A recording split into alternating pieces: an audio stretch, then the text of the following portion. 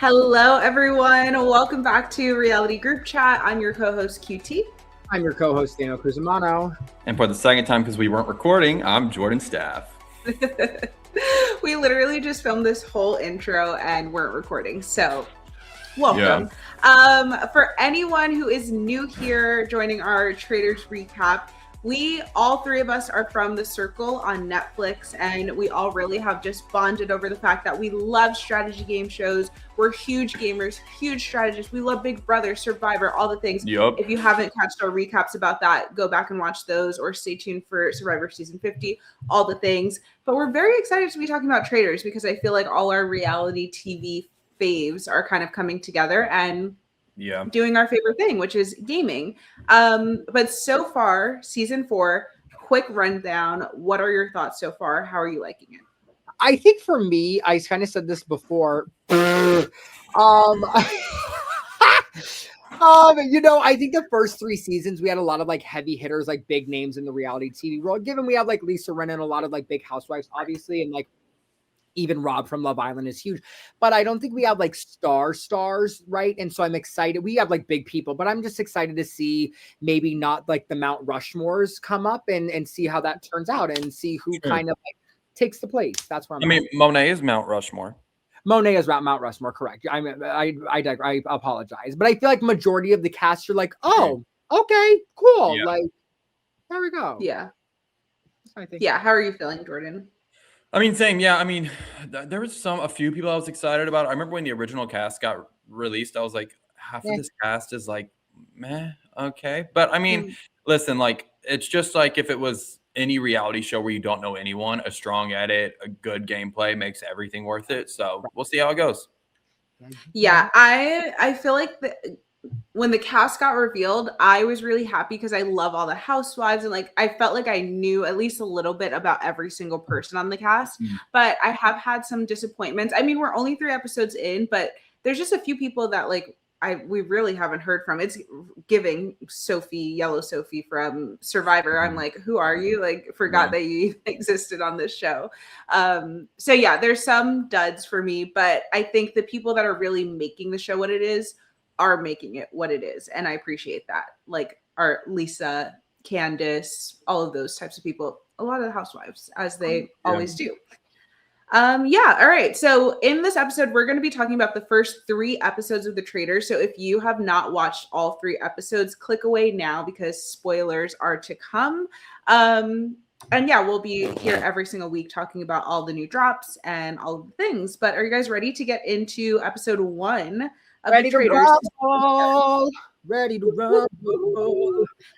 All right. Well, getting into the episode, first we have the cars coming in. This is something that I said earlier too, but I thought it was really funny that in the vans when they're coming in, there's 3 people in the back seat that are all talking to each other, and then there's one person that has to sit in the front and has to literally like crank their neck back in order to talk to everyone. So I feel like that person is really at a disadvantage, especially because we know we've been in these games before. Some of those initial conversations you have are sometimes the most important ones in really getting to know people and to feel comfortable with them. So I felt bad for anyone who was sitting in the front that had to crank their neck back, but that's just such a minute thing, but something I noticed. Well, because you want to like see people's eyes and like just kind of like even at the beginning, just make an early connection and it almost is like a power imbalance low key, right? You're in the front and everybody's like in the back. So like you want to be one with the people. Yeah, agreed. Okay. And then also this is our first time that we are getting a nighttime entrance. I haven't seen any of like the UK Traitors or Australia, any of those, but in US, I believe this is our first time getting the nighttime entrance. And I really liked it. I liked how like big it was with like the fire and everything like that. I appreciated a little bit of a switch up. I feel like we're getting a lot of switch ups this season. But it's a vibe. I think it's nice. It's like, I want it to be the first thing. I want it to be night, like set the tone for me. I agree. Like, it matches like the theme of the show. Correct. Right. It's very like mysterious. Yeah, it was cool. And then we see Johnny and is her name Tara? The 2 ice skaters. They are kind of having their Tommy Bracco, Christy Murphy situation where they first see each other and are trying to pretend that they don't, not that they don't know who each other is, but that they're not as close as they are because they're actually besties, they say. So I thought that that would come up maybe a little bit more. We haven't seen that come up much. I mean, these are two of the people that I really feel like are getting lost in the edit. So I'm interested to see how this relationship comes into play later on, maybe. But that was really like the only true connection we got. I liked seeing Rob Cesternino see Tiffany because they're both in like the Big Brother community together. I just anytime I saw Rob Cesternino on my screen, I was smiling from ear to ear. It just made me so happy because he's such a fan of these shows. I mean, enough to where he started a whole podcast network about them. So yeah, it was just fun seeing him. The first we have that is a little different is a secret traitor that no one's going to know about. The traitors don't know who the secret traitor is. And even the audience, we didn't know who it was until obviously episode 3. But yeah, I thought this was an interesting twist. I like how they revealed it to the person where they had to like step down and see what was in Alan Cummings' box. And you had to have a really good poker face. But when we were recording before, I was saying, I feel like I would do really bad at this because I just laugh when I'm uncomfortable. Like I literally will be at a funeral laughing because I just don't know what to do with myself. So even if he opens it and it says faithful, I'd probably like give some kind of sign to people that I was a traitor, even if I wasn't. So I really would have to hone in. But did you guys have any standouts of people that got revealed and you liked how they responded to it? No, I think I was just like, and we spoke about it before, but it's one of those things where it's like, do you be over dramatic and like make something funny? Like I said, I was like, I might just go there and be like, oh my God. Just kidding. Anyways, I'm good. Like, but people again at this stage in the game, like anybody's gonna take anything, right? Like they don't know you, they don't know who you are. So I think you just have to play it cool and blend in with everybody else, no matter one way or the other. And just you look down and you look up and you're like, okay. And you and you move on because no one can say shit about that because that's what everybody else is doing. So I would focus on what are other people's reactions and mirror it no matter what. Because bitch, if you want to blame me, blame all the other hosts that I commented on. That's so true. Mirroring what everyone else did. Yeah. I really like Donna Kelsey's. I forgot who it was that said it, but someone was like, that's how you breed NFL Super Bowl champions or whatever. Because she was very just like down, up. And then I think, Jordan, you mentioned something before about what did she say? Well, it was just like in retrospect, whenever they played back her video of her like getting revealed, she had said like, oh, I'm so ready or something like that. And in retrospect, I was like, it probably wasn't the best thing to do. Did it have an impact? I don't know. Because even watching the whole show, I was still confused why she got so many votes time after time, other than like one little thing that we'll get to. But yeah, there must have been something that people were feeling, and maybe it did start with that comment that she made. I don't know. So yeah, that was fun. I mean, Rob Cesternino had a good line too. Just there were some standouts, but not too much.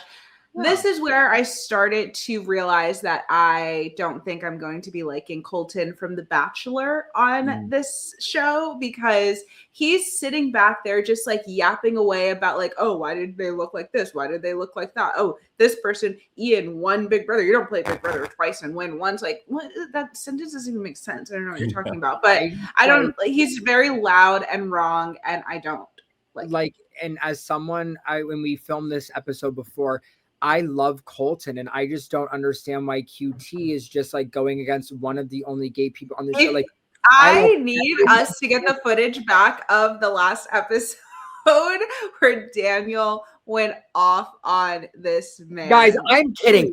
Fuck Colton Underwood. Here's the thing. I'm not going to play with y'all, and I'm not going to play in QT's face like this. And I took the mic. Here's the motherfucking thing. And as a gay man, I can say this. That man is rotted and fucking gutted. Okay, let me get it once. Let me get it twice.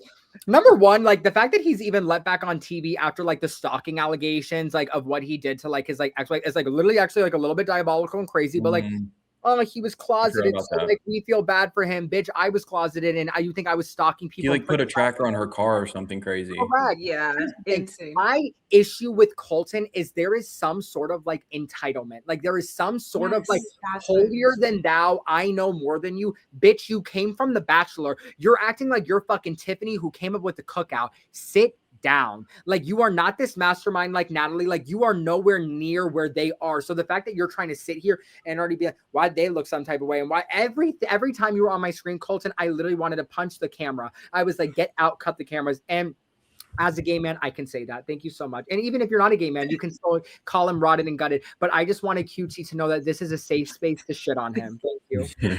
Thank you. And I really do feel that, because I agree with everything that you said. I like right off the bat, coming for Ian, you were never going to have me. And then he continued down this track. And now, I mean, we'll talk about it more when we get to episode 3, but it seems like he's going to start leading a train towards looking at Tiffany, and it's giving insecurity. That's what it is. It's giving insecurity. Like, that's all it is. It's entitlement, it's insecurity, and it's coming out of nowhere.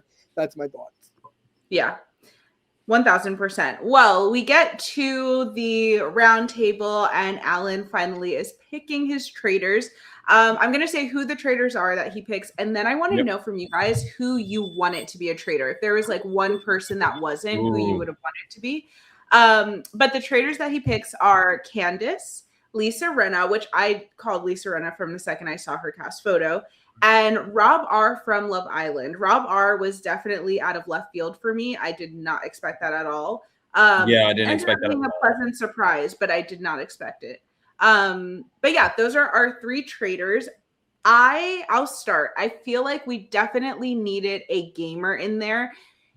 Especially if we find out later the secret traitor is not even a gamer. It's like somewhere in the mix there needs to be a gamer as a traitor, because as fun as it is to have these personalities that are like chaotic and don't really know what they're doing, I feel like we need someone to kind of lead the charge. And this is a strategic game at the end of the day. And yes, we need the entertainment. That's why I think you need Lisa Rinna in there as a traitor. But have Lisa Rinna in there with like Tiffany, and see how they go head to head, and how like Tiffany either guides her through the game, or like they butt heads like a Carolyn and Danielle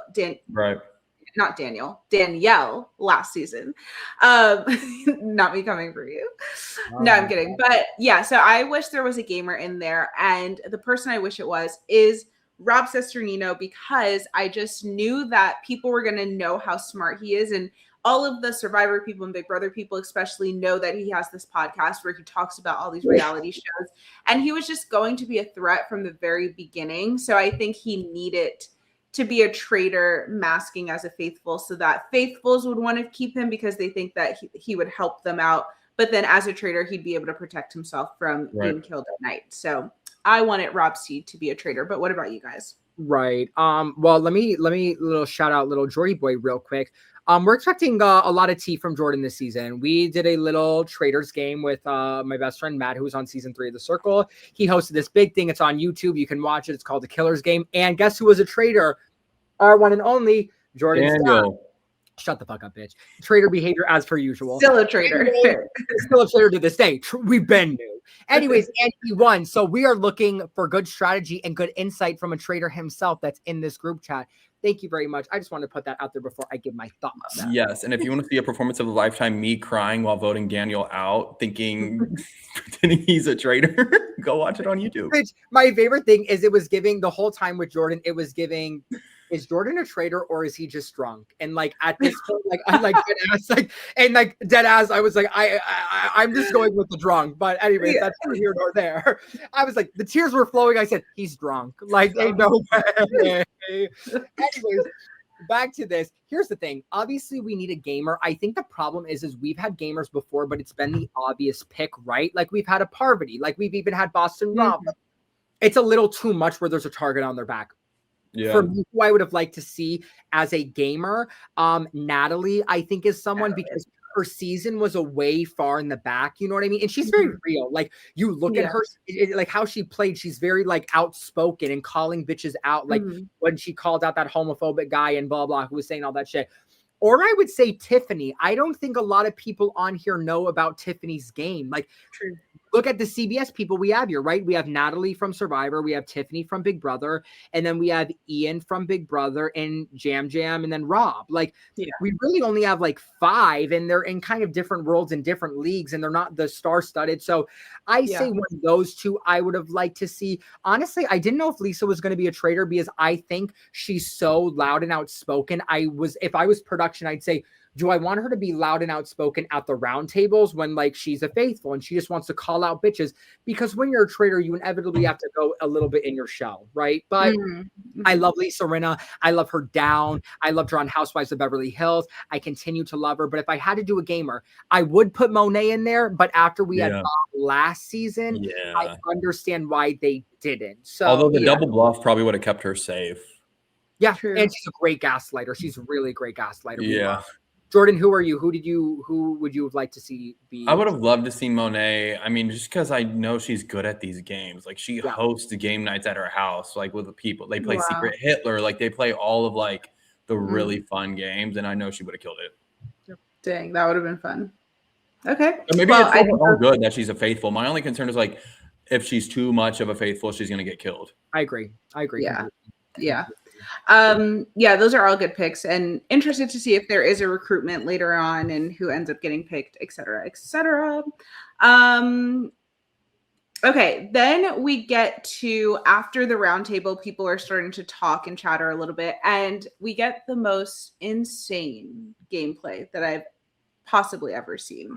And it only gets worse from here. This is not even the worst of it. Why does my girl Candace from Real Housewives of Potomac go up to a group of people and throw someone under the bus before knowing who her fellow traitors are? If you are a traitor at that round table, I mean, no one is really trying to throw any names out there at this point.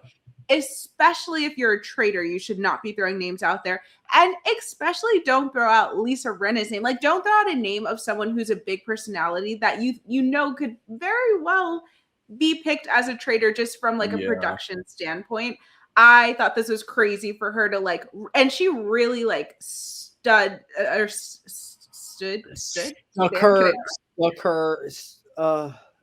don't know. She just really like stood 10 toes down for Lisa Rinna being a traitor. Listen, and she was I don't like Candace as a traitor at all. I'll be completely honest. I think she's been playing a horrific game. We will get into that.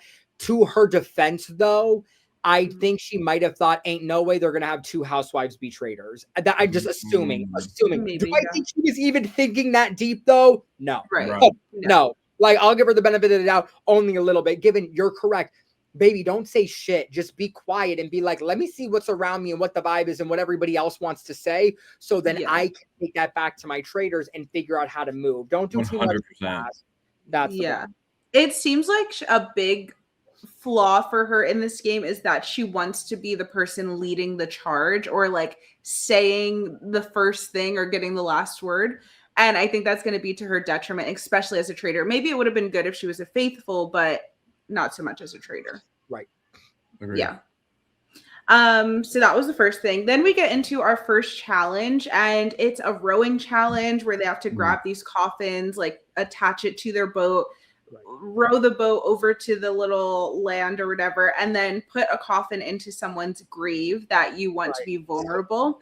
And I thought it was going to be a lot less people that were vulnerable because it seemed like these graves or these coffins were really heavy and it like took a lot to get back and forth. Ended up being more people than I expected, but that's besides the point. What I really liked with this challenge is that we end up getting an alliance between the red and the green team. And this just goes back to Natalie being so good. She's one of my favorite Survivor players. So it's fun seeing her again on screen. But she right away I think she was on the green team and right away when the red team came or whatever, vice versa, she was like, do you guys want to team up? Like, we just don't go after each other. And they were like, yeah, 100%. And it's like, no one's going to say no. So I think that's the perfect thing. You just have to be the one to say it. And I think her team really appreciated that. I mean, later on, we see that the team switches up on them and they end up like putting stuff in their caskets. But at some point, it was just, you had to put it in somewhere. I also say this about the casket putting is whoever, like for me, if I'm putting it in somebody's casket, I am putting it in someone who I do not, if I'm a faithful, who I do not think is going to help me in the game.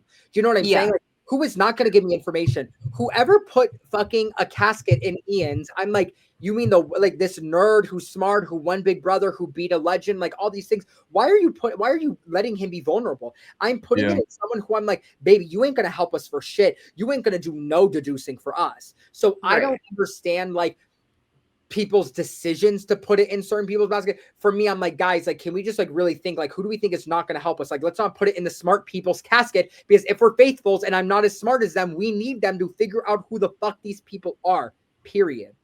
And I think that's the problem, is there wasn't a lot of thought behind some of these people and what they were thinking. And Rob C even says it in his interview, like, no, we're not like taking the time to sit there and be like, okay, strategize whose thing should we put it in.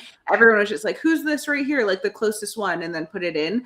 There was another red flag that I had about Candace, and that was that her team wanted to put it in Rob C's grave. They literally had like put it in, we're just about to let go, and she was like, wait guys, no, take it out. Rob C is going to help us because he's so smart and he's going to help us find who the traitors are. She's not wrong. She is very correct, but she is the traitor that Rob C is going to help them find out. So you should just like, again, I think this is the thing of, she wants to be the person in control and she has to be the one making the decision. So she wanted to make the decision of where it goes, and that wasn't her decision, but she should have just let them do it, hands off. And then it doesn't even look bad on her part that he's someone that's vulnerable. Again, if you're a faithful, you want the smart people to stay. If you're a traitor, you want the smart people to go. So like, she should be like, oh, they want to put a Rob C. Yeah, I go say shit though. Like, I'm gonna be like, and guess what? If people say anything, be like, I didn't want them to. Like, I was saying it to blah blah. Like, I don't think we should do it, but the group went without. But Candace, doing too much. I will say one thing I'm enjoying about this season that I feel like they're doing better at is giving more social components to the competitions. Like in the past, there was like, you're just earning money and it's like, what am I even watching for? But now there is something to watch for, which I like. But that's how you find out who traitors are, by having these kind of like, look at these decisions. Who is really pushing this? Who is really pushing that? Why? Like, that's the only advantage as a faithful you'll have, is to get this type of information during these games. And then we get, I'm so sorry, my dog. Okay, I think he's done barking. Then we get a little bit of a confrontation, our first almost fight of the season. In the vans going back, we have Candace, Portia, and Maura in a van together. And Candace is bringing up the fact that Michael is against the housewives and he was trying to put it in Portia's grave and all of this stuff. And so obviously Portia is very fired up. Portia also, if anyone doesn't watch Real Houses of Atlanta, she is big on confrontation, is not afraid to back down from a fight. Like, she's willing to put it all out there and see like what the facts are. So going back to the castle, she talks to Michael and says, this is what I heard. Michael's kind of like, who told you that? She doesn't really want to say. You can tell that there's some sort of like housewife alliance, like unspokenly they don't want to go after each other really. But then Michael, of course, being the character that he is, walks straight into the kitchen where everyone is and lays it out all on the table. Right away, Candace is fast with a lie, though. She was like, oh, no, you misheard me, Portia. I never said that. And I was like, but you absolutely did. It's not even that. It's not even, this is my issue. And this is what really pissed me off. I have to sit up for this. Here's the thing. What her lie was doesn't even make sense. She was like, no, like I said, like he was coming after you yesterday. No, bitch, because you were talking about the graves today. We didn't know about the graves yesterday. You know what I mean? Like there was nothing. So it's like you were saying, oh no, like I meant like Michael was coming after you. It's like, no, but you said he wanted to put like our fucking coffins in the grave. So, like, again, Portia, why are you, or not Candace, why are you doing too much already? Like you already know Michael is a big personality. He's very outspoken. Let him dig his own grave. Like people don't fuck with him, period, and a discussion. But again, even the lie didn't make sense. I'd be sitting there. I'm like, no, because you talked about it being put in the grave. Like it's that has nothing to do with yesterday at all. So like you're lying. Why are you lying about something so random? But why aren't people saying that? Like, why are people just saying like, okay, cool. Like that makes sense. And then what I didn't like even more was that Portia's like, okay, well, Maura, you were in the car. What did you hear? And Maura's like, I don't know. I don't even remember. Maura, at that point, we were just there. No, but that was crazy. Like deer in the fucking headlights, and she wanted to be a traitor. Get the fuck out of my face, Maura. No, I would not have liked that. And I feel like as soon, because I do feel like Candace is going to be found out very soon. I think I agree with that. Too outspoken. And I think as soon as she gets revealed as a traitor, people are going to start looking at Maura. And if Portia's still there, whoever, they're going to be able to point to Maura and be like, Wait, did Portia leave actually? She got voted Yeah. out the first She days, did but get that's voted okay. out. But I'm sure someone will bring it back up and be like, wait, why was Mora sticking up for Candace? We know that Portia, it wasn't a traitor and that Maybe. Candace is. So I don't think they're that smart, but I don't think they're that. Dang. I know, especially because Ian and Rob are not there, but maybe like Tiffany or someone. I don't know. I need someone to connect the dots there and be like, Mora, you need to go. So that was the thing. But yeah, I liked a little confrontation. Oh, Yeah, good. What else happened? Oh, Dorinda made it to her very first breakfast. Yeah, she was crying. Last year she got voted out first, and now she is at breakfast. I love that people like cheered for her. They had a whole moment. I agree. And yeah, that's really was it. one. We didn't get it. Yeah, we didn't get a kill from the Traitors this season. They just got to meet. I mean, this episode they just got to meet each other. And oh wait, did we? Or is this when they killed Ian? Oh, okay, yeah, no kill. So they're setting the scene for us, as they say. But before we get into episode 2, this is what I want to say about Michael. I don't know why everybody hates him, like on the outside kind of thing, but in the terms of the game, I don't get why he's getting so much hate. For me, I look at it like this, especially at the beginning of the game. You shouldn't be looking for traitorous behavior. You should be looking for obvious not traitor behavior. Like, I don't think these people are smart enough to do like the double, triple bluff. I don't. I look at someone like Michael and I'm like, oh no, like you're just like bad at the game. Like you're just loud and you're wrong. Given my dad's from Boston. So like I get and you're from New York, QT. So you get it. Like you get the New York personality, like the Italian, you're over the top. You have big feelings, whatever. So people coming for Michael in the game like this, I'm like, for me, I'm like, oh, you're obviously a faithful. Like, I don't think you're smart enough to like triple bluff / here's the thing, guys, how Michael's playing. If he was a traitor, he would be fighting an uphill battle the whole entire game. And nobody wants to do that. So I don't know why everybody is coming for him or they hate him. And like in the game, like, but what I do feel like they've been saying, and I kind of can see this too, if I was a faithful, is that I think a lot of people realize that he's not a traitor, but they also feel like he's distracting them from the point. Yeah. So in that sense, he's a bad faithful. What I always say about this game, honestly, is that if I'm a faithful, I really don't care that much about who's a traitor. You have to get people out. Like at the end of the day, it's a numbers game and you have to get to the end with a final 4, whether it's a bunch of traitors or not. So yes, you want to get traitors out as much as you can, but especially early on, if you get a traitor out early, they're just going to replace it with another traitor. So you're going to be dealing with the same numbers. So I think just get out the people that are like it, like some of the people are saying are just not helping you as a faithful. And you know what? It's also like if you know who the traitors are and it's early in the game, keep them and befriend them so they don't murder you. 100%. And QT, you're really right in that regard, because it's like you have all of this mountain of evidence of resume to build up if someone's been a traitor since day one. But once they recruit someone, it's like it doesn't matter what they did the first half of the game. Like, so in a way, you kind of almost don't want to hit a traitor. Like in this game, you're like, bitch, if anything, like I'm gonna really aim somewhere else and pray. And just like keep dwindling the numbers down. And of course, there comes to a certain point where if there's too many traitors and not enough faithfuls, then it's outbalanced. But I think in the beginning, just like get people out, you know, like even then, you know what? I would keep Michael because I'd be like, I really know you're a faithful. Like I really know. Let me go for somebody who I'm like, you're probably a faithful, but you could be a little bit of a swindler, but you're probably a faithful. I'm going to let you go. Yeah. And we see that Tiffany like really sticks by his side, I think, for all those reasons. I mean, she seems to think that he really is a traitor, but to our point, if you think someone's a traitor, like really stick with them and they're going to keep you safe. So but that's really episode 1. And I enjoyed it. Yeah, it was a good premiere. Me too. Okay, gorgeous. Well, moving on to episode 2. Episode 2. Are you doing this, Jordan, or?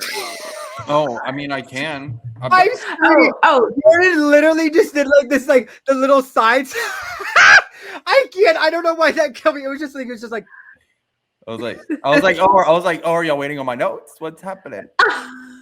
Wait, I can look through the notes really quick and see. I just don't really fully remember what was happening in 2, so I feel know like I took notes on 3, so I can discuss 3. I mean, we can discuss all of them. I just thought we were just each going to take a little beat. We can. I'm just scared I'll go a little too in the weeds because I really went into it. But sure, let's get into it. Okay, so in episode 2, we see Mark. We see them start breaking down the reasons like why they are considering each option. For Mark, it was like, okay, he's a random person. It'll put everyone on edge. Eric, he's like a low key guy. It makes people like sit up and be like, why did he get murdered? Like essentially going into confusion. And Ian's a gamer, so it's like, let's get out a gamer now. Ultimately, Ian does end up getting murdered, which was really so sad. frustrating. Like, I love Ian. So it's sad to see him go. But you can't blame it. Like for me, if I'm a traitor, like I'm getting rid of Ian. Like when that's the problem when you don't have a gamer in the turret, where it's like you need a gamer in there to be like, we can't get rid of all the gamers because then I'm the only one left. And then like everybody's the spotlight's on me. When there's no gamer in there, it's like, oh, we just get rid of the gamers and they'll pick each other off. I agree. Right. Yeah. So then we go into breakfast and we see Tiffany's retelling the story about Portia and Candace and like Michael saying you put it in the housewife's grave. And then immediately like Dorinda comes in crying because she's happy about making it to breakfast. And then we have this like little thing with Rob and Jam Jam where not Rob C, I forgot, Rob R, right? Rob R. Yeah. He says he feels like Jam Jam isn't on the same team as him because he thought that Rob was going to get Jam Jam said like, Rob, I like thought for sure you were going to get murdered. Talking about Rob Sesternino. And Rob thought that was sus because like, why are you putting that target on me at breakfast in front of everyone? I agree. It was weird. I mean, we kind of spoke about this in our actual group chat where it's like, I feel like Jam Jam, like, I don't think he's that good of a player regardless. Like I don't think he was the best player in my opinion, on Survivor. And I definitely don't think he is here. So that's my opinion. Yeah. I think he's a good character because he is very vocal and, like not afraid to say stuff, but especially in Traitors right now, he's being very vocal and very wrong about a lot of things. So I don't know how great that is. Yeah. And then based on the edit at this point, I was like convinced Jam Jam was potentially a secret traitor. I was like, is this the edit really trying to like give us some insight as a viewer? Yeah. For me, I was feeling like they were almost pushing it too much that I was like, it can't be him, right? But then there were certain points where I was like, I feel like it is him because if it's not him, then there's like some really crazy things that he's doing. But I didn't think it was him. You know who I thought the traitor was? I thought the secret traitor based on the silhouette that they gave us, which I just think it was a stunt double at this point, obviously, because we know who it was. Yeah. I was thinking it was high key. My two picks were and my main pick was Johnny Weir. I thought it was Johnny Weir solely because I was like, whoever it is going after the gamer. So I didn't think it was a gamer. And I also thought it was going to be a guy. So it would be 2 females, 2 males, whatever. And I just thought all the other guys were a little bit like boring and like wouldn't really make sense. And the handwriting looked a little too good on the little note when they were like people from her given. But if it had to be a girl, I would have said Tiffany. But even then I was like, why would Tiffany put up Ian and kill blah, blah. So I thought it was Johnny Weir. Like that's low key who I was going. Like he's friendly and it's always nice to have a gay guy in the turret because they're just very personable and like people are attracted to them. So that was my opinion because Jam Jam, I was like, this is ass cheeks gameplay, but I think he's doing it so people think he's a traitor, so the traitors don't kill him. Yeah, that makes sense. Okay, it does make sense. That's a good strategy too, honestly. Yeah. So then we see Portia start having her slip ups. And the first one is, I forget who she's with, but she's sitting down with a bunch of people and she goes, I thought it could be Ian, but he's the one I killed. That was insane. That slip of the tongue was like, that wasn't even that was like just a weird slip of the tongue. Like that was like, not even did she say I killed or did she say that we killed? Yes. I was trying to go for the benefit of the doubt. I thought she just said we killed and I was like, maybe it's just like the royal we. She's talking about like the cast as general. But wow, I is insane.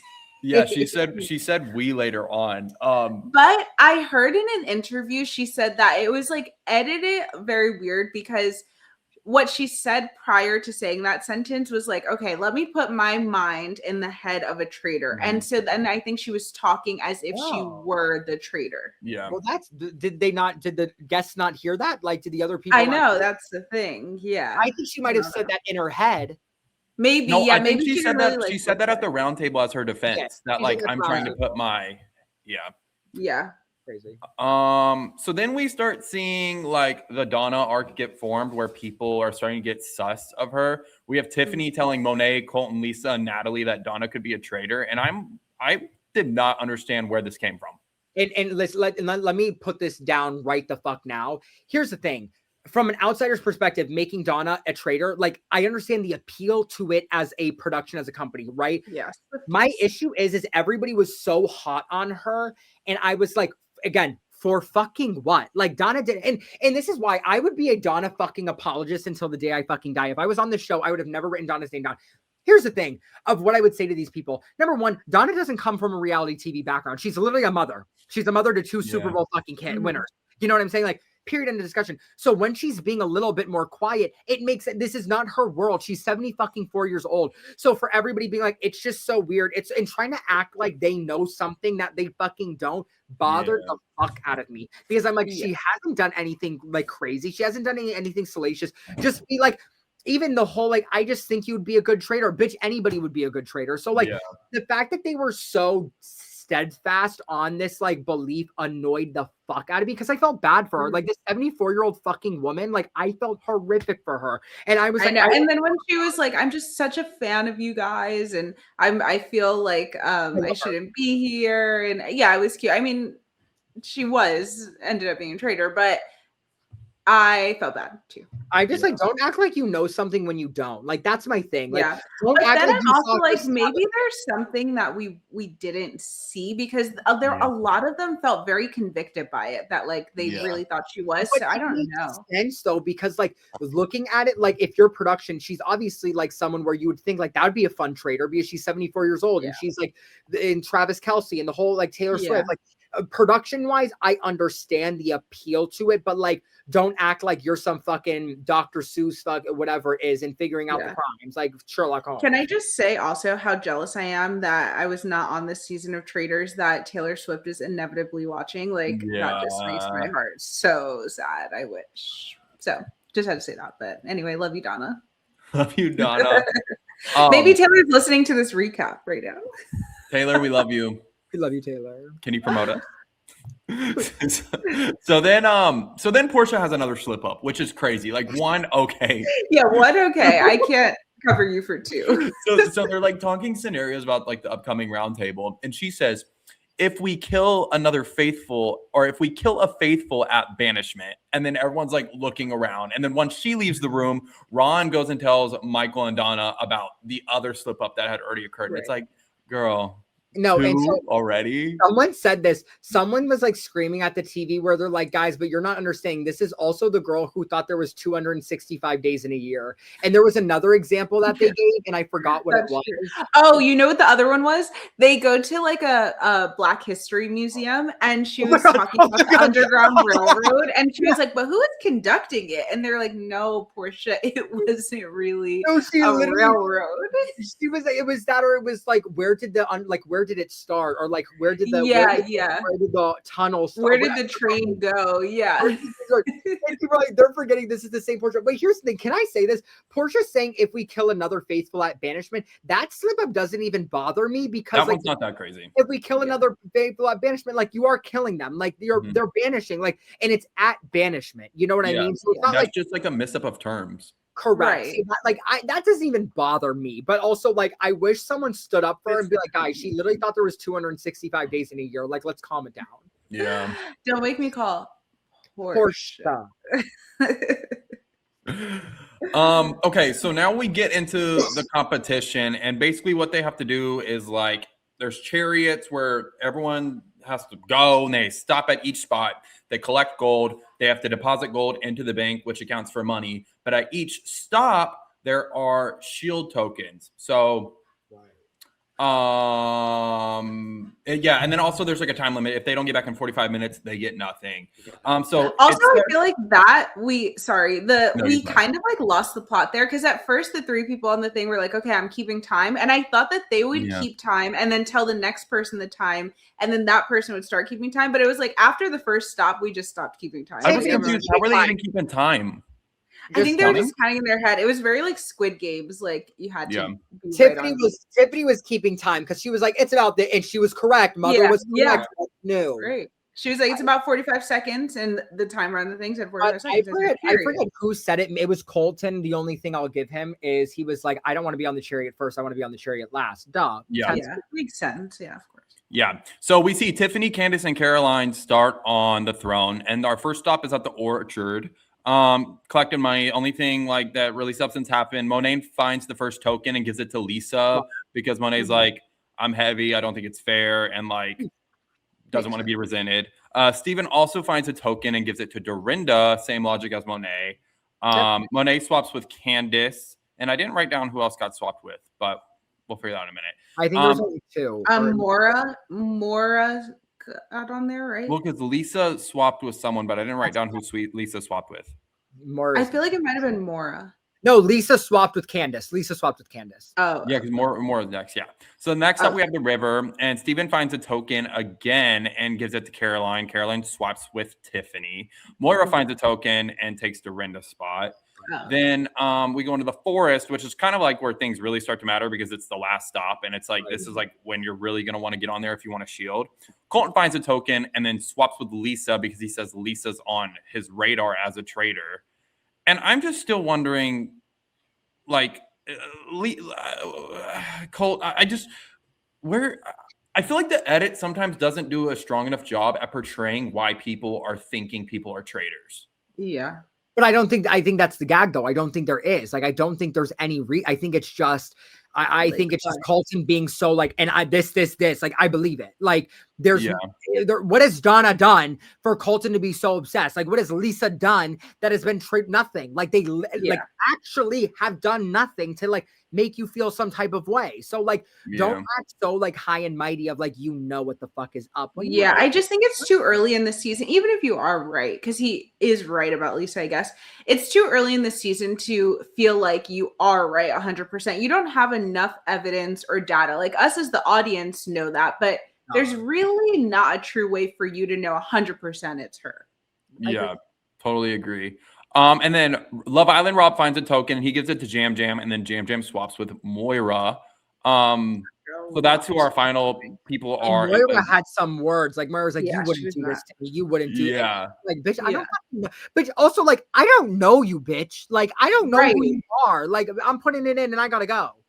Oh yeah, I'm not really loving Moira. I loved her on actually her first season of Love Island. I kind of was like about her until the end.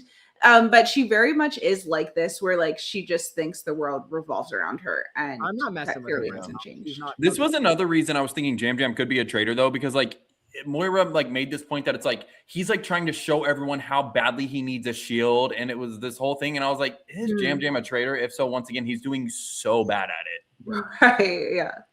So Colton, Jam Jam, and Caroline get shields, and this is when Michael starts like getting mad about the whole shield situation. Right when they get back, he's like, I'm just curious, like how these decisions were made, and I'm like, bitch, you didn't get a token. If you got a token, you could be there. Right.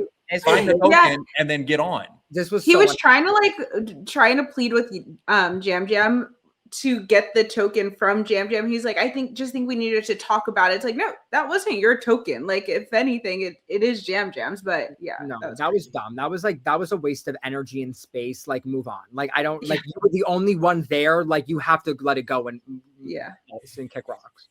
Yeah. So, and then this is where after the competition, this is the one thing I think Donna did not the best about. Monet asked Donna about like who she thinks the traitors are, and Donna basically said, it's too early to tell. Which, like, yes, but like you need to kind of give a name in these moments, or you're like shady. It's same with like Big Brother. Like if someone asks you for a name, sometimes you need to say a name, or they're not going to trust you. Also, just say Michael. Just literally be like, Michael's like really fucking weird, and like he's saying a lot. Whatever, like there's like a common enemy that you guys that everyone could say at least to make it not seem suspicious. Yeah. So then we see like Donna's name start floating around even more so going up to the round table.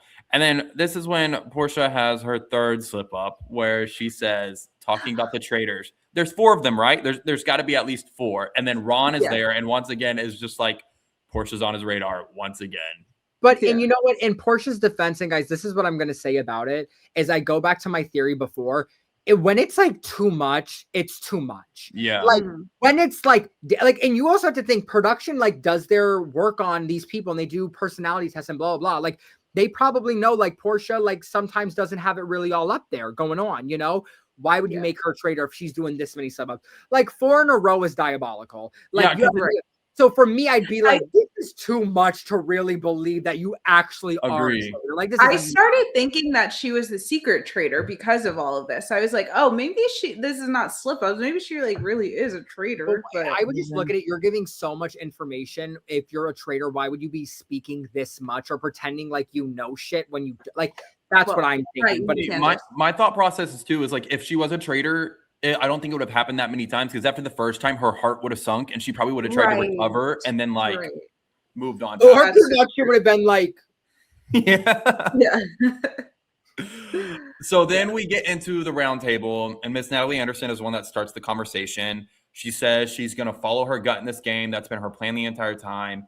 And she calls out Donna, basically saying that like Donna popped up on her radar because Donna seems stressed.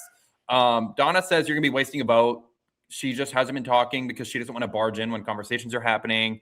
And she's not attached to anyone really. And she's low-hanging fruit if you vote for her, essentially. And I'm feeling for Donna right now. I agree with Donna. Fuck these hoes down. Like everyone was dead to me who was going after Donna for no fucking reason. Like I was pissed. I was angry. So then Ron's the next one and he starts giving his whole case on Portia, like talking about everything she said, the 4 points. And then Portia is just like, I'm not a traitor. I probably misspoke. She's trying to figure out the game is what she's trying to say. This is when she says that she's trying to put her mind in the head, like put her mind in the mind of a traitor, which makes a lot of sense to me. Like if someone said that to me at a round table, I would buy it. But like it's round 1 and it's like, what are you going based off of? Yeah. Anything. You're correct. Anything. Yeah. I feel like too, at this point, Ron was like king of the castle. Like everyone was like, "Oh my gosh, Ron got it! Like we're gonna get a traitor." Yeah, and then Candace backed her up. What did y'all think about Candace backing her up? I liked it because I think there is this kind of housewives alliance, and if she doesn't, then it makes it look weird. And also because they already had the little like weird thing about the car lie or whatever. I feel like this helps like clear Candace a little bit because it's like, I'm not just going to go after Portia because she kind of came after me and said a lie about me from the car. So I love it in the way of, I think Candace knew there wasn't going to be 3 housewives as traitors. So there's no chance that Portia's going to be the other traitor. Right. And so I think if she almost was like, oh, well, if I defend her and if she goes out today, like, for me, if I was a traitor, I'd really push for her to stay because then if I do, then everybody's like, oh, you went against the grain. Like we all voted out Portia and like you didn't. And like that, like you think traitors blend together and vote with the majority and vote with the masses. Sure. So I don't think this was a bad move by her, but it also is giving like, well, potentially she knew Portia wasn't a traitor and wanted to keep her because she knew that would be a number for her, you know? So you can look at it from both sides of the coin. Agreed. Yeah. So then Michael like hops in the conversation and brings up the shield shit out of nowhere, which is why people like don't like him is because he just keeps deflecting the conversation elsewhere. And then he slips up at the round table and says, we got rid of Ian. And then now the whole table like breaks out in chaos again.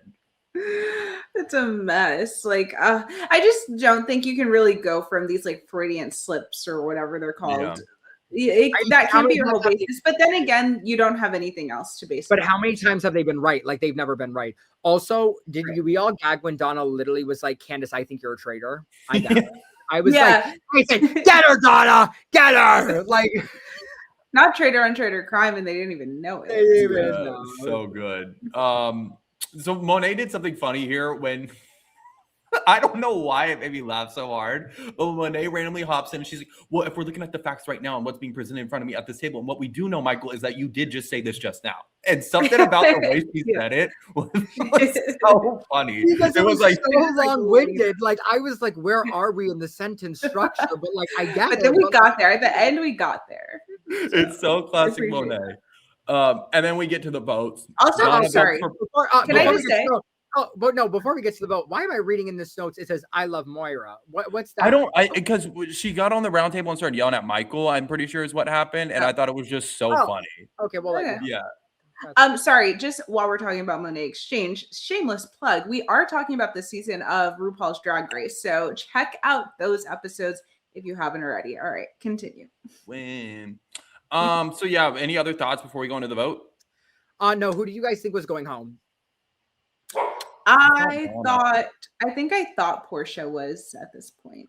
For me, I was like, fuck all y'all hosts for voting Donna when she's giving you nothing. And like, we have 4 pieces of evidence against Portia. Given I wouldn't have voted for either one of them, but I'm like, the fact that some of y'all still voting for Donna, I'm like, you bitter fucking Bettys. You're pissed that you're poor. That's I actually, I think I might have thought Portia, but just the edit building so much up on Donna, I was so confused about. That's why. I knew Donna was gonna survive when her edit was like, it'll be a miracle if I make it through tonight. Like, that's when I was like, she survived. It's a miracle. So yeah, then we hop into the votes. Donna votes for Portia, Eric votes for Portia, Monet votes for Michael, Candace votes for Donna, Johnny votes for Donna, Kristen votes for Donna, Tiffany votes for Michael, Jam Jam votes for Michael, Dorinda, Donna, Michael votes for Portia. God, there's so many people. Natalie votes for Donna. Rob R votes for Portia. Mark votes for Portia. Portia votes for Donna. Rob C votes for Michael. Tara votes for Donna. Steven Portia. Caroline Donna. Ron Portia. Moira Portia. Lisa Portia. Colton Portia.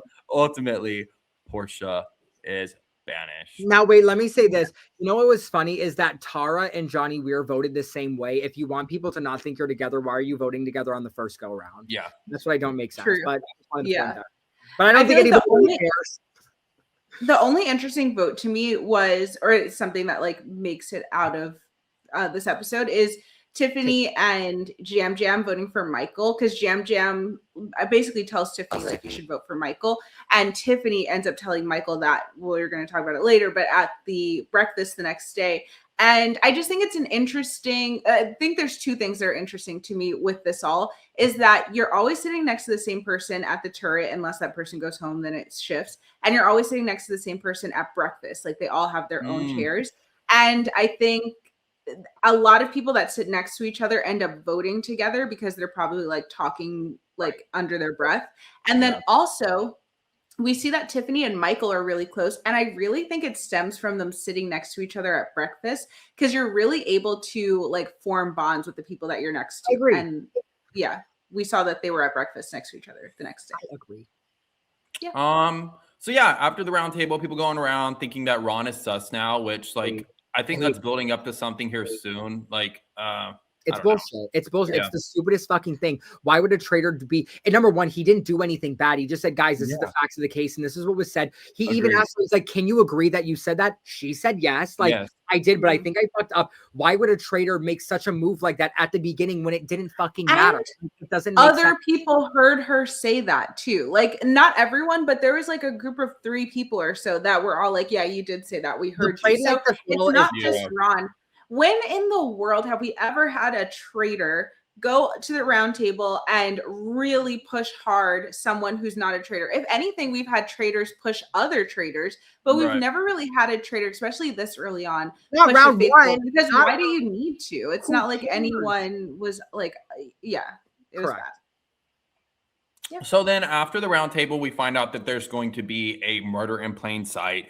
Basically, what has happened is the secret traitor has shortlisted 3 people, and in the kitchen, there is photos. And behind one of the photos are 3 tarot cards, each representing one person that has to get potentially murdered.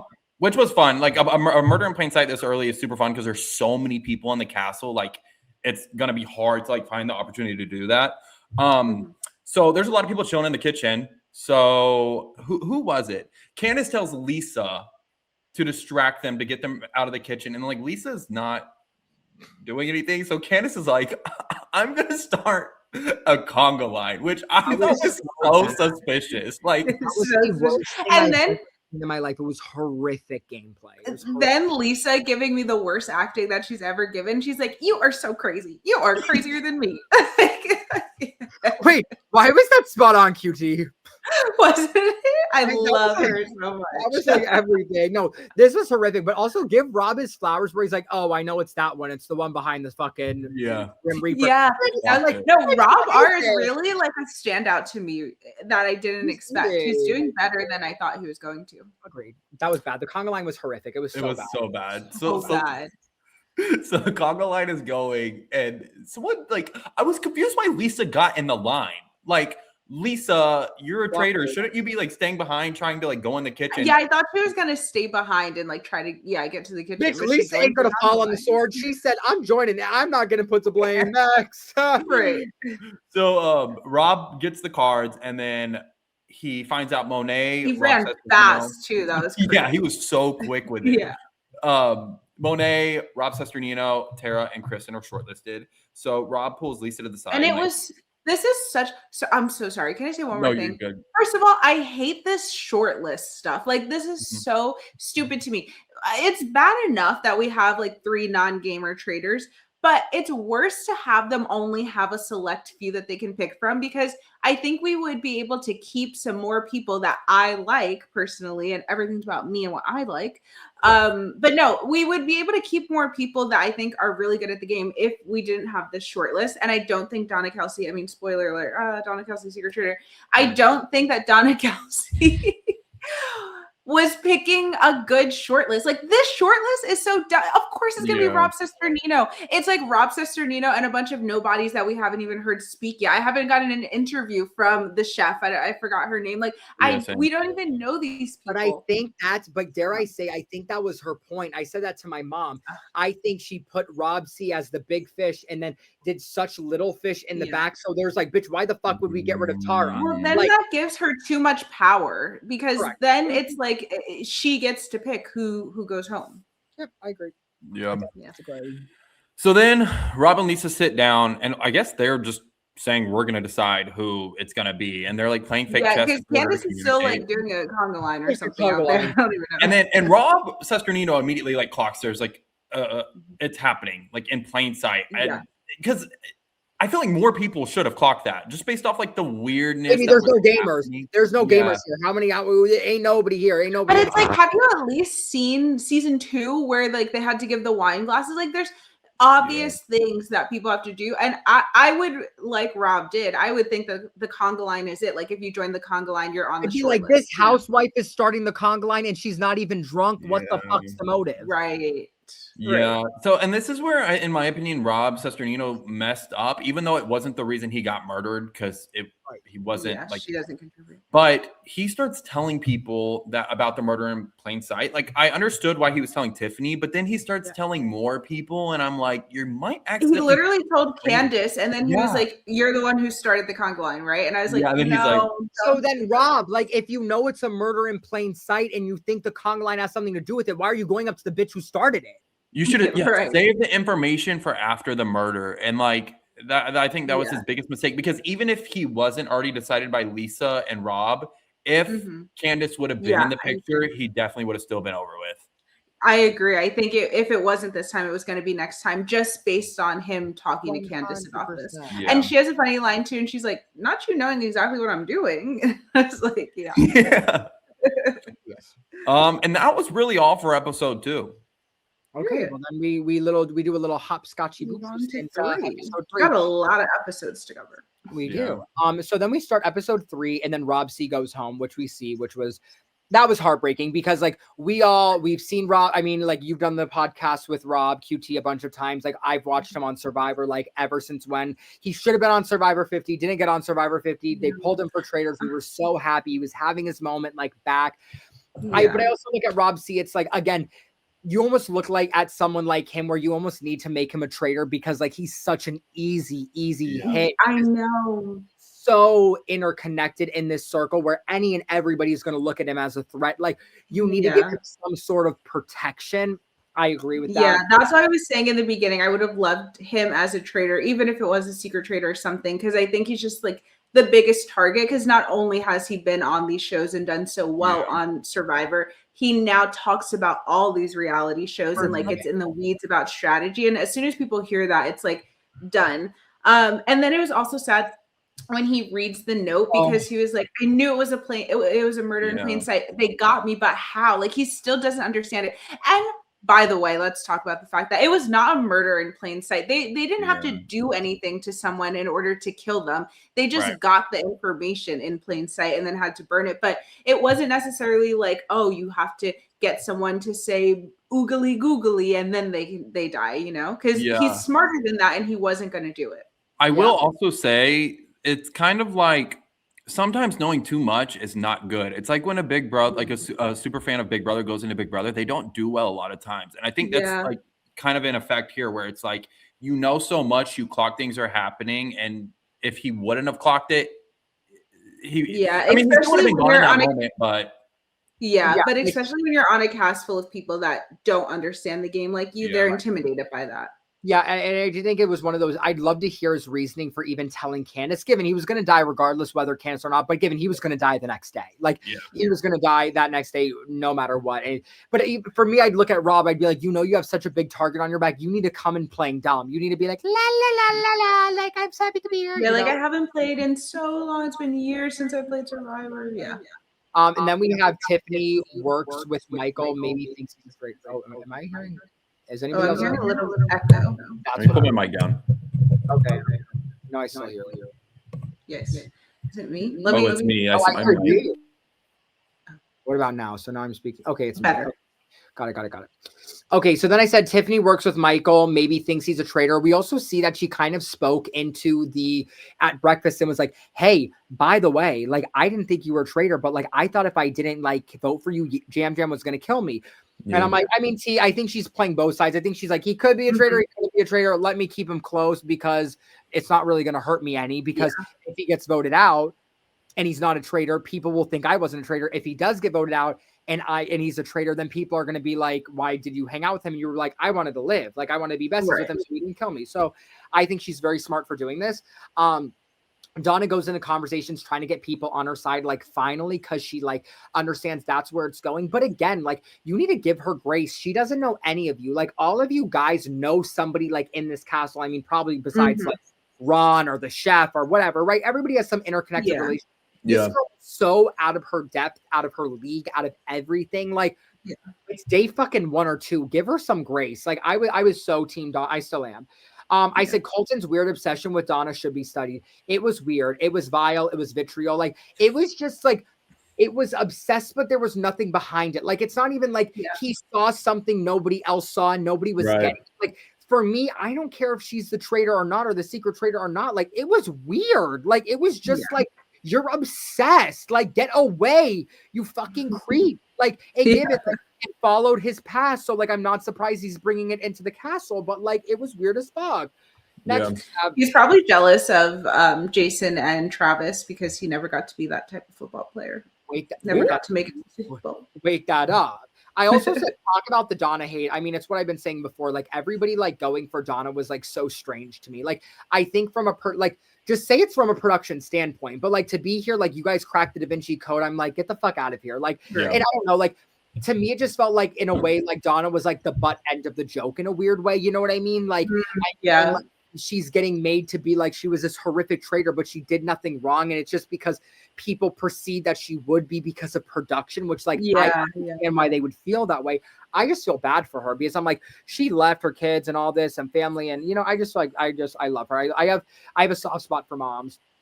I said, Jam Jam is horrific. Hate him. Weird with Michael. Yeah, I mean, I really don't know what that. I think he was just, it's the same thing. Like, Jam Jam had this weird hatred for Michael. Michael then like was coming at Jam Jam, but it was like, I don't know what the reason was for. Maybe Jam Jam knows of Michael on the outside, so already has this like preconceived like dislike for him. a lot of fans don't like him as well. But again, for me, if you don't like someone, bring it from a place. Tell me where that's coming from. Like, tell me why we're beefing, why we have hatred, whatever. Yeah. When it comes out of nowhere, you just look like a shit player. Like Jam Jam, Right. My thing is just like ignore him. And the reason that I feel like Michael has been so activated mostly has been because Jam Jam coming for him. But if Jam Jam just like leaves him alone, ignores him, and like actually sets his sight on someone, I mean, maybe he really does think Michael is a traitor, but actually set your sight on someone that could be a traitor, then I think it would just be better gameplay. I think it's just bad gameplay. You're activating Michael to then come for you, and it's going to make people start looking at you and being like, wait, because is Jam Jam like? Well, because Michael's going to get the boot, right? And then guess who everybody's going to look at? Jam Jam. And everybody's going to be like, was that traitor on traitor? If Michael was a traitor, or then it's like, were you trying to divert us because of blah, blah, blah? Like, I don't get it. Even then, let's wait this up. Jam Jam is a horrific player because he came for Michael that whole entire time. He came for that. He came for Michael the whole entire time and then voted out Portia. Yeah, that's crazy. Oh, there was also something else I wanted to bring up. Fuck Colton Underwood down. I hate this motherfucker. Here's the thing. I have to say this because, guys, remember when we were at the round table and then he's looking at Michael and Colton's like, well, Michael, like, oh, this was do we have a round table this episode? Yeah. Oh, it's okay. first. We're getting there. Oh, it's in my notes. We're getting there. Yeah. Period. I knew I didn't forget. Period. Okay. Oh, and this was actually the next note. I love this. Okay. Colton says, Michael, when you knew it was between you and Donna, why did you vote somebody else out? And then he was sitting there and then he was like, well, you knew it was like going to be Donna, but like, why did you vote elsewhere? And blah, blah, blah. It's like, Colton, because I don't think Donna's a fucking traitor and I'm not just going to go with the group. That and that proves even more that he's not a traitor, because if you are, then you go with the herd. But it's like that makes it even more obvious. But that's what it almost seemed like. It almost seemed like Colton was just trying to be like, just vote out Donna. Like, why aren't you voting out Donna? Like, she's the easy way out. Like, and he's like, because I don't think it's fucking her. And it's like, I'm not going to follow the herd. Again, you're not a traitor if you're doing that. But Colton really thought he was like eating up. I'm like, you fucking bully, get the fuck out of here. Next. I said, what I say? Oh, I said Donna being a traitor. I don't even know what the fuck that meant, but I was like, whatever. Like, it just was what it was. Next, I have, Donna was a traitor. That's what I was saying. I know. And I was like, what is that about? Like, got a big reveal. Here's the thing. I said this. I said, shame on production. You should have made her a traitor to begin with, not the secret traitor, because you needed the other traitors to protect her. Here's the thing. She does not have the social prowess to say, like, to get herself out of that jam, right? Like, she's already coming in at a disadvantage because everybody thinks she's going to be a traitor because she looks like she could be the perfect traitor, whatever. But she doesn't have the Boston Rob, the Parvati. She doesn't have the Tiffany, the social game to be able to get herself out of this. This isn't her world. She's not in this. So they should have made her a traitor from the beginning. So at least the other traitors can kind of like float and push other people's names. I understand it was good for the team element. I get it. But I think that was such a miss on production to put her in that position because she couldn't save herself and she had nobody else to save her. Yeah. And because she was the secret traitor and the other traitors didn't have any kind of connection to her, I feel like they even knew. Oh, can you guys see me? Yeah, babes. Oh, now she's froze. No. Now here we go. Sorry. I was like, can you guys see me? I'm frozen. Okay. The problem with Donna being the secret traitor too is that because the other traitors didn't get to have like a face to a person and really connect with her, they even seemed to clock that she probably was the traitor, but they were like, sorry, but I don't really care. Like, I've already bonded with these three. Oh no, QT. Oh, you're good. You're back. Okay, I'm back. I agree. Should I say the whole thing again? No, you just cut out for like the last 2 seconds. Oh, okay. But so I just feel like because they didn't get to bond with her, they didn't even care, even knowing that she probably was the other traitor. They were like, oh, we already have our core 3. We don't really need her. I agree. I just think it's like it's not like she's like the social strategist of our lifetime who can get herself out of anything. It's like she's, a 74-year-old woman who's never played these games before, doesn't really know how it works, and you're putting her alone. Like she had a target on her back because of her name. Give her something for people to protect her. And I just think that was a real miss. I get we all wanted to be like, what? Like it's a great TV moment, but that's all it was, and we've lost her. And like now essentially the secret traitor is done and whatever. Next, we go into the cage challenge. Ron alone up for murder. I said, baby, don't worry, Diva. They think you're a traitor. Like, you ain't gonna die. The traitors ain't killing you. Like, I'd be sitting there being like, fuck it. Like, I know I'm making it through tonight anyways. Like, who cares? Yeah. I said Colton now on Tiffany. I hate him. I stand by that. Again, it's coming from nowhere. Like, you think you're this like was it Pilot P or who was it? Who was the guy? Oh, you think you're like Derek Efron or not Derek Efron, Dylan Efron, whatever. Like you think you're eating boots, bitch, sit the fuck down. I said Colton's ugly ass white sweater or white shirt with a blue sweater. I said gay. Gay. Well, yeah. And I put it in all caps. He looked horrific in that. If I saw that photo on Tinder, I'd swipe left. I mean, given like I would still have sex with him, like he's still hot, but like I digress. I can appreciate a hot man, but I was like, get that bug ass ugly sweater out of me. They're building the things. Johnny Weir never finds any puzzle piece at all. And I'm like, given people might think that might look traitorous, but I'd be like, that's too obvious. Like the fact he couldn't even find the 10th one. He comes back with all the pieces and they're like, baby, there is no plan. Like, baby, there's no plan. Like he's funny. He's like, here we go. And it's like, Johnny, how long do you think that fucking took, bitch? And then the people left in the cages are Ron, Lisa, Eric, Kristen, Caroline. This is what I would say. I would say if I was the female traitors, obviously, if I was Lisa and Candace, I would kill a male because again, you want as many women there to shield and circle up you, period. Obviously, if I am Rob, I'm killing a female because again, you are wanting it to be. The women are in a good position right now. I think Lisa's in the best position because here's the thing.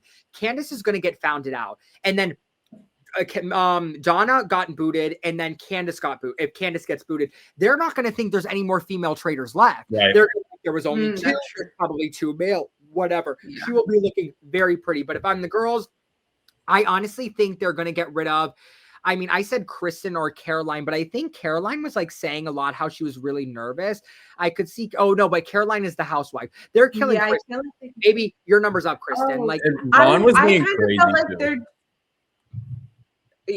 I kind of feel like they could do Caroline because it's like you have to get a housewife out at some point or they're going to be like, oh, there must be housewives. But Candace didn't want to though. So I don't know. I don't think, I think she wants, but again, my brain would say keep all the housewives in because the longer they're in there, they're going to have to say, well, it has to be one housewife, is it? You don't want to I guess that's true. Target at all. So Kristen, I think you're going, who do we think is going? I think it might be Eric. I think they might go Guy. Ooh. Oh wow. Oh wow. Yeah, I'm not sure. It's hard. I'll go with Kristen.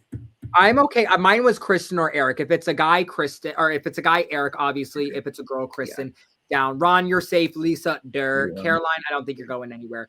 And guys, with that, we have to wait till next week for another episode of The Traitors. This was such a fun little episode, like really got us into the groove of things. I feel like Traitors, the community together. I'm excited to talk about it. Me too. Guys, where can they find all of us? Jordan. Oh, Jordan.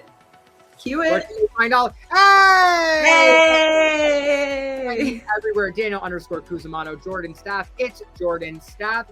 And you can find Miss QT at Corey Tyler, QUORITYLER, and follow us everywhere at Reality Group Chat. Comment below who you wanted to see as a traitor. How were the first 3 episodes? Who was the best faithful? Who was the worst faithful? Who's the best traitor? Who's the worst traitor? We want to hear all of it. Let's have discourse. Let's break bread. But guys, we will see you next week on Reality Group Chat. We love you guys. Bye. Bye.